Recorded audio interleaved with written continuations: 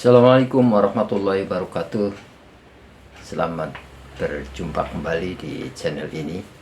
Teman-teman semuanya, dialog duhur di Masjid Istiqlal pada Sabtu 13 Juli 2024 bertepatan dengan tanggal 7 Muharram 1446 Hijriah, yang akan menyampaikan tausiah atau ceramah adalah Kiai Haji Romli Jawahir LC.MA. Mari kita ikuti selengkapnya.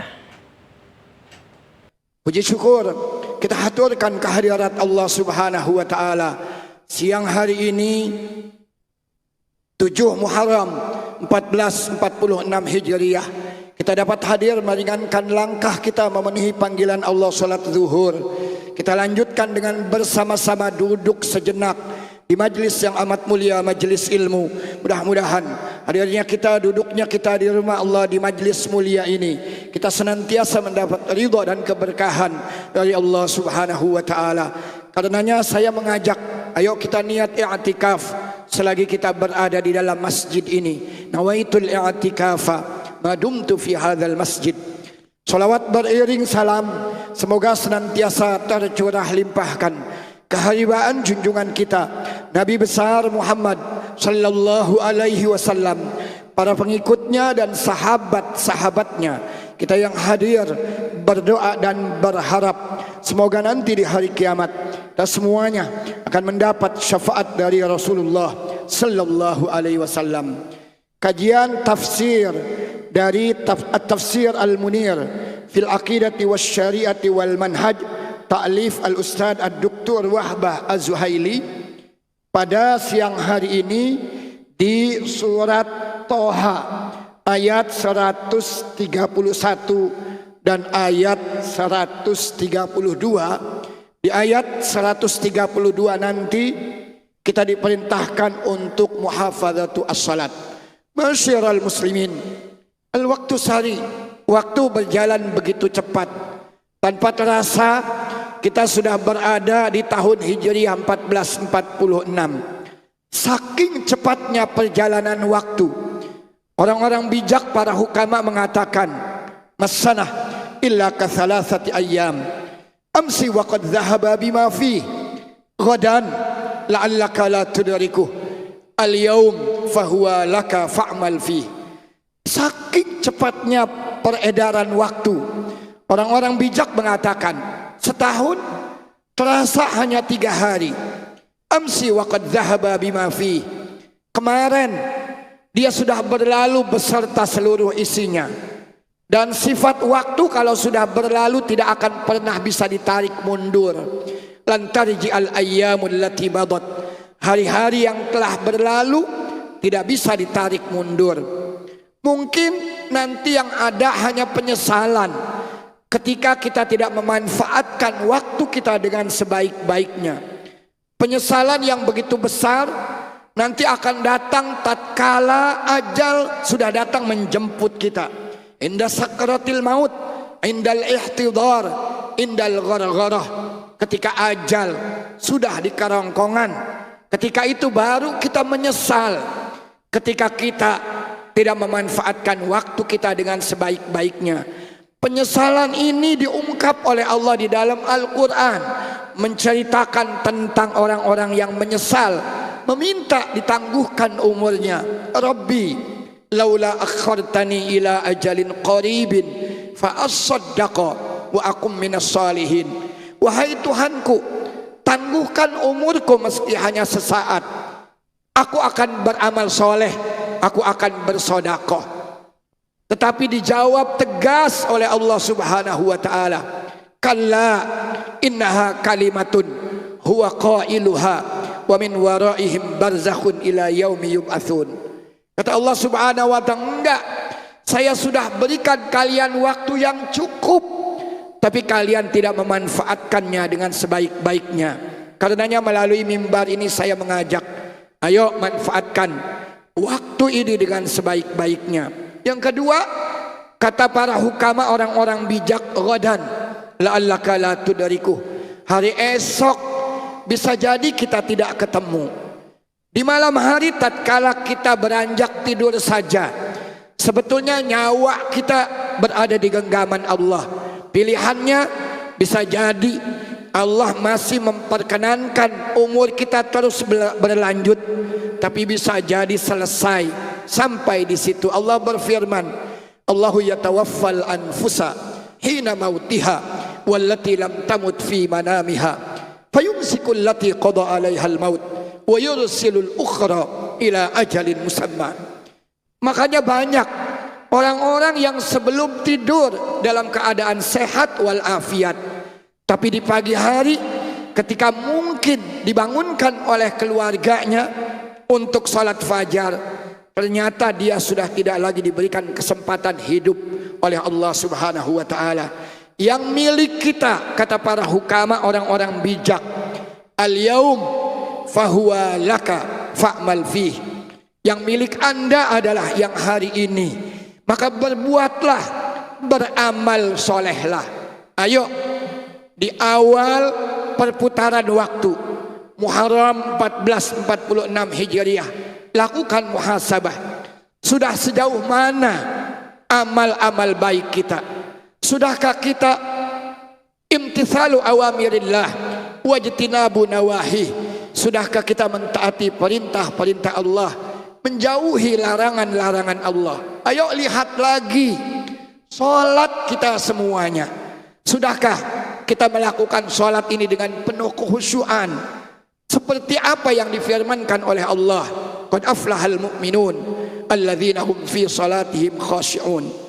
Ma'asyiral muslimin, Rasul dalam sabdanya beliau mengatakan, man hafadha ala shalawatil khamsi ruku'ahunna wa sujudahunna wa mawaqitahunna wa alima annaha min indillah. Rasul mengatakan, memberikan jaminan, faqad wajabat lahul jannah. Kata Rasul dalam sabdanya, man hafadhu ala shalawatil khamsi, siapa saja yang memelihara salat-salat fardu yang 5 waktunya, ruku'ahunna, ruku'nya dijaga dengan penuh tumakninah, wa sujudahunna, sujudnya pun dijaga dengan penuh tumakninah.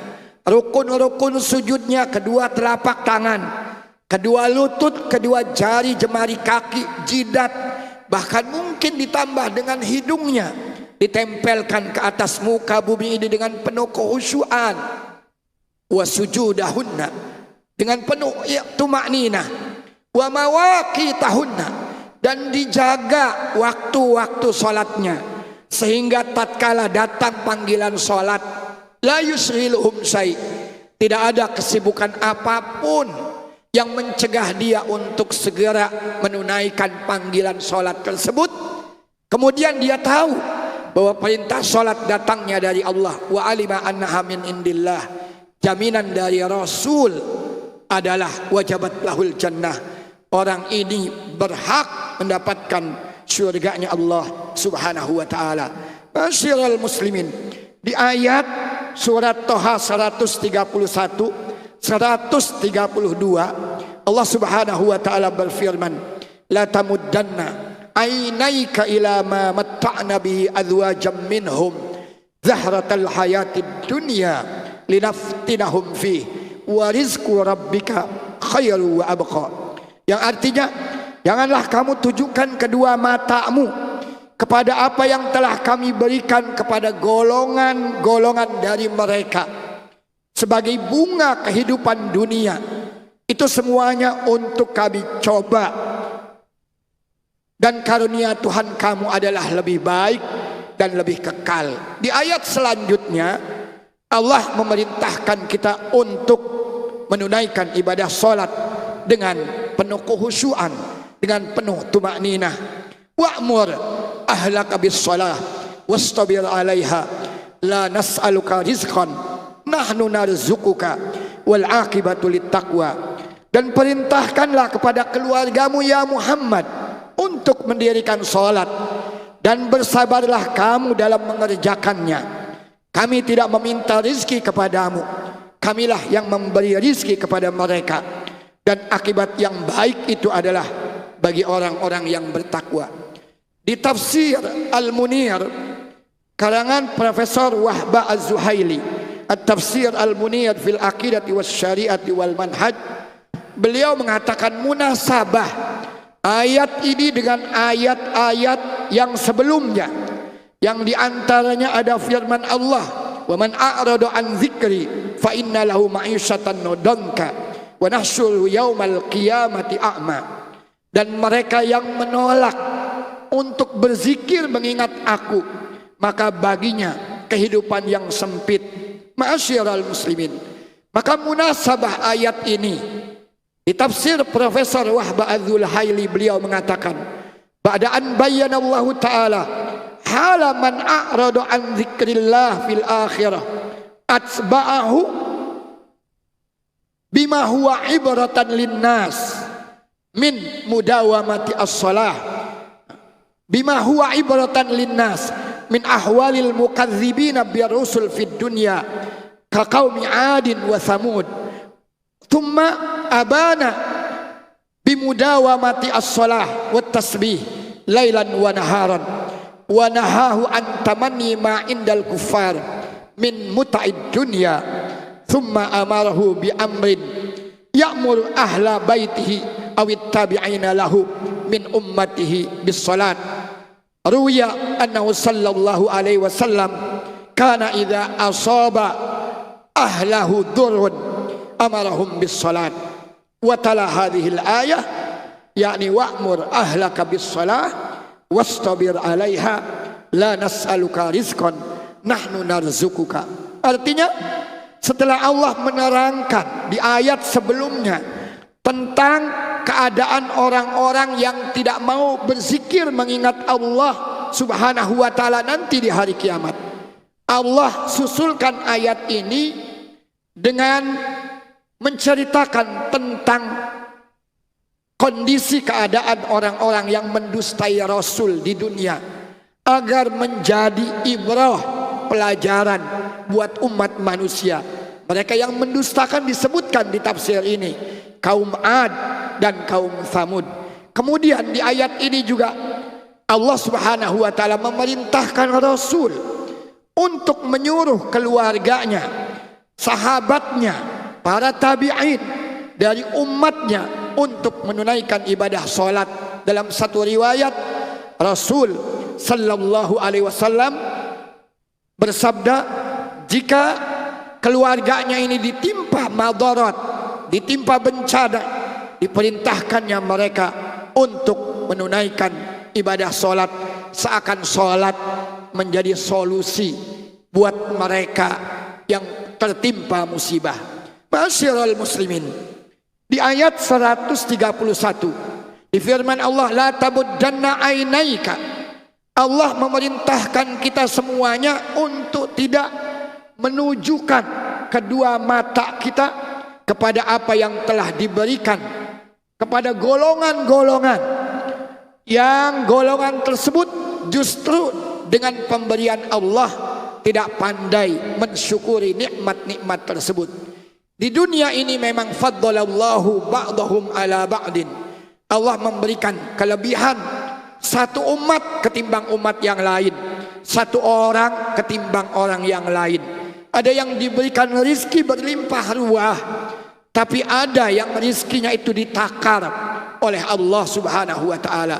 Di ayat ini Allah melarang kaum muslimin, umatnya Nabi Muhammad, untuk menunjukkan kedua pandangannya kepada mereka yang telah diberikan kenikmatan dunia yang berlimpah ruah, tapi sayang mereka melupakan akan sang pemberi nikmat Allah Subhanahu wa ta'ala.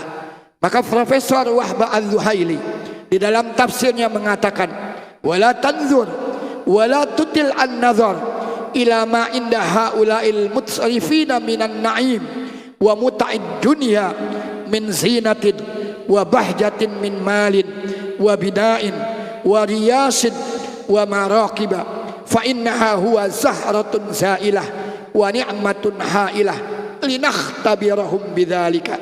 Artinya, janganlah kalian memandang, menunjukkan pandangan kalian kepada mereka yang diberi kenikmatan dunia yang berlimpah ruah, dari mungkin harta yang berlimpah ruah, bangunan yang megah, pakaian yang indah, kendaraan yang leks.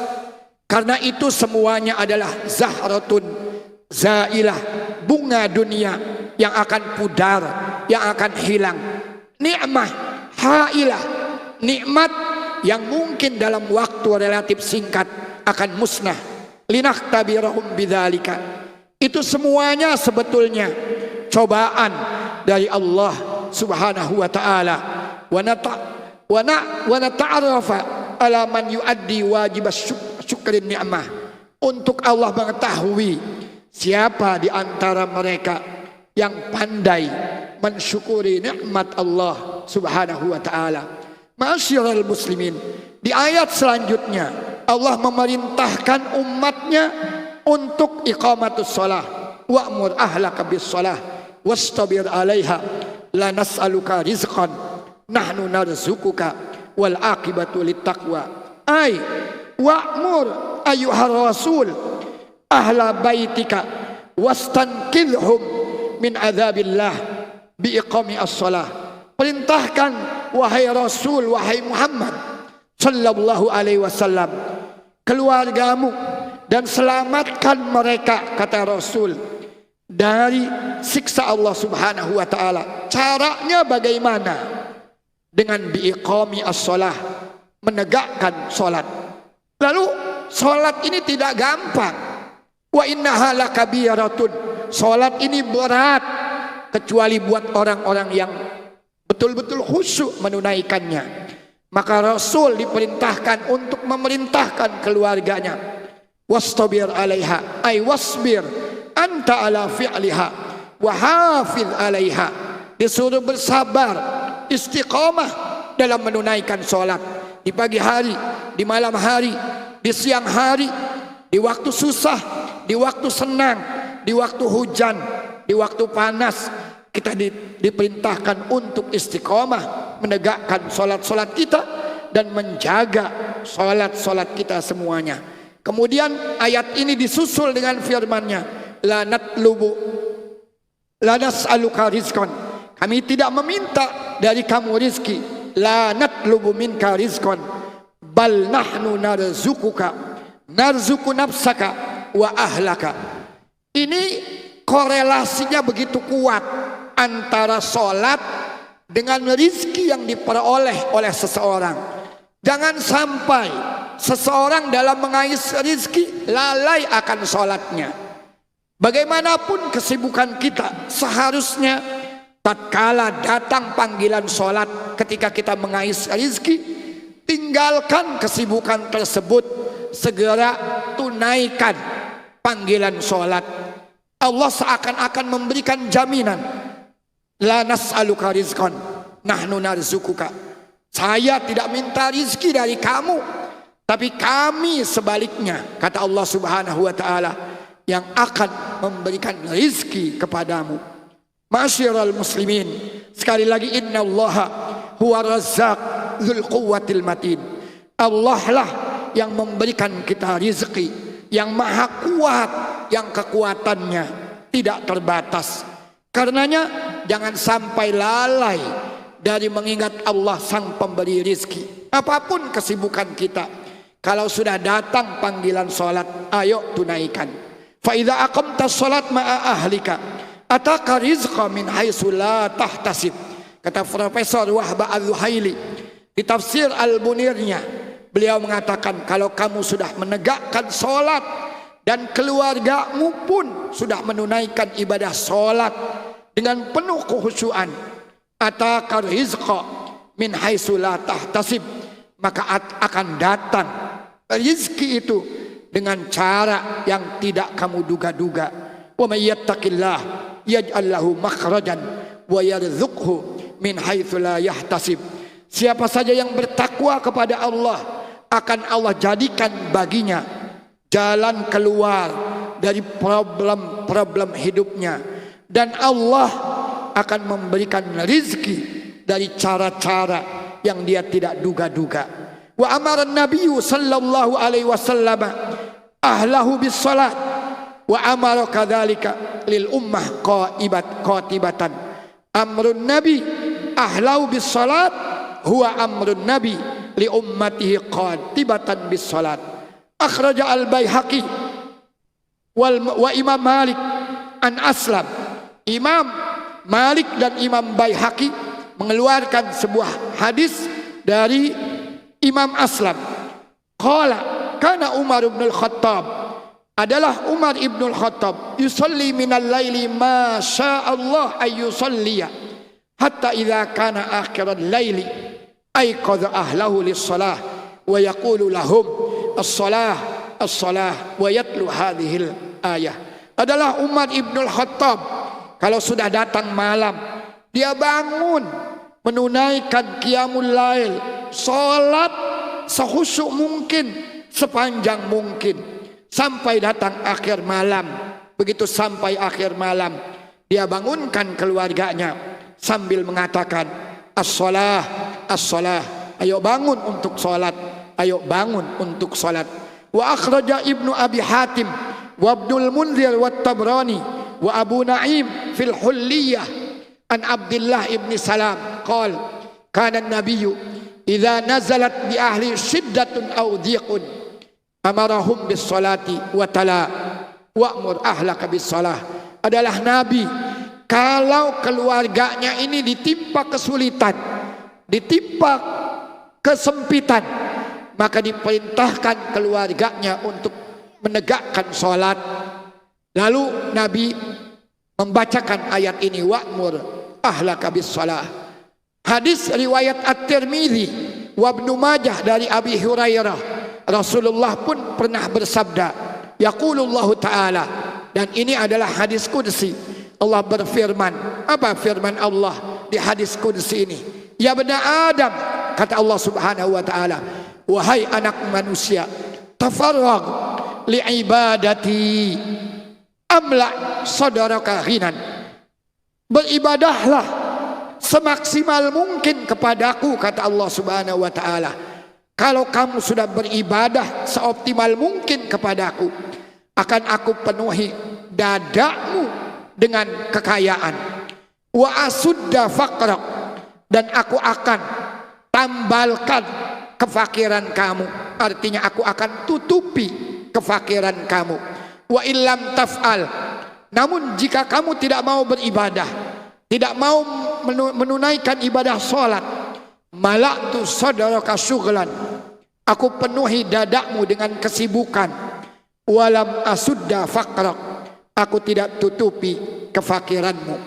Di hadis yang lain diriwayatkan Ibnu Majah dari Ibnu Mas'ud, sami'tu nabiyyakum sallallahu alaihi wasallam yaqul, aku mendengar nabi kalian pernah bersabda, man ja'alal humuma hamman wahidan hammal ma'ad kafahullah hamma dunyah wa man tasya'abat bihil humum fi ahwalid dunya lam yubalillah fi ayyi audiyatihi halak.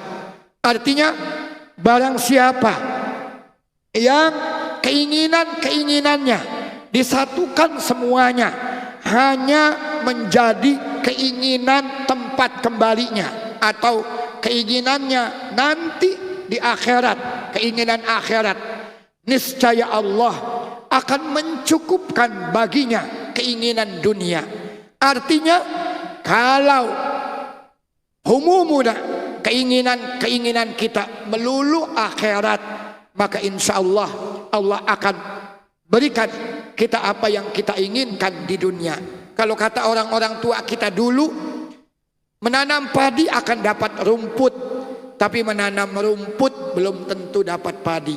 Menanam padi itu ibarat orang yang mencari akhirat, maka rumput pun dunia pun dapat. Tapi sebaliknya, orang yang hanya mencari rumput tidak mungkin akan mendapat padi. Artinya, kalau keinginan-keinginannya hanya dunia, dia tidak akan mendapatkan akhirat. Bahkan jangan-jangan dunia pun tidak dia dapatkan. Saya baca hadis terakhir, sami'tu Rasulullah yaqul, man kanat ad-dunya hammahu faraqallahu alaihi amrah wa ja'ala faqrahu baina ainaihi wa lam ya'tihi minad dunya illa ma kutiba lahu wa man kanatil akhiratu niyatahu jama'a lahu amrahu wa ja'ala ghinahu fi qalbihi wa atathu dunya wa hiya raghimah. Yang artinya, barang siapa yang menjadikan dunia sebagai ambisinya, maka Allah akan mencerai beraikan urusannya dan Allah akan menjadikannya miskin di dunia. Tidaklah ia akan mendapatkan dunia kecuali apa yang telah ditetapkan baginya. Tapi sebaliknya, barang siapa yang menjadikan akhirat sebagai niatnya, maka Allah akan menyatakan urusannya dan membuatnya kaya hati, serta ia akan diberi dunia sekalipun dunia memaksanya. Mudah-mudahan ada hikmah dan manfaatnya buat kita semuanya. Ayo, jangan sampai kesibukan kita mengejar dunia melalaikan kita dari memenuhi panggilan Allah, salat. Semakin hari saya secara pribadi semakin yakin, wa'mur ahlaka bis-shalah wastabir 'alaiha la nas'aluka rizqan nahnu narzukuka. Kalau kita sudah perhatikan salat kita dengan penuh kekhusyuan, dengan penuh tumakninah, Allah akan memberikan kita dunia raghimatan, meskipun mungkin dunia itu memaksa kita. Masyiral muslimin, ayo sekali lagi di awal perjalanan tahun 1446 Hijriah ini kita perbaiki hubungan kita dengan Allah. Kita tingkatkan kualitas ibadah kita, terutama ibadah yang paling afdol, yaitu sholat. Mudah-mudahan dengan semakin khusyuknya kita dalam menunaikan ibadah sholat, dengan penuh tumakninahnya kita menunaikan ibadah sholat, rizki kita pun insya Allah akan dikocorkan oleh Allah subhanahu wa ta'ala. Mudah-mudahan ada hikmah dan manfaatnya. Ini yang dapat saya sampaikan. Kalau masih ada yang ingin ditanyakan, kami persilahkan, ada mix di tengah.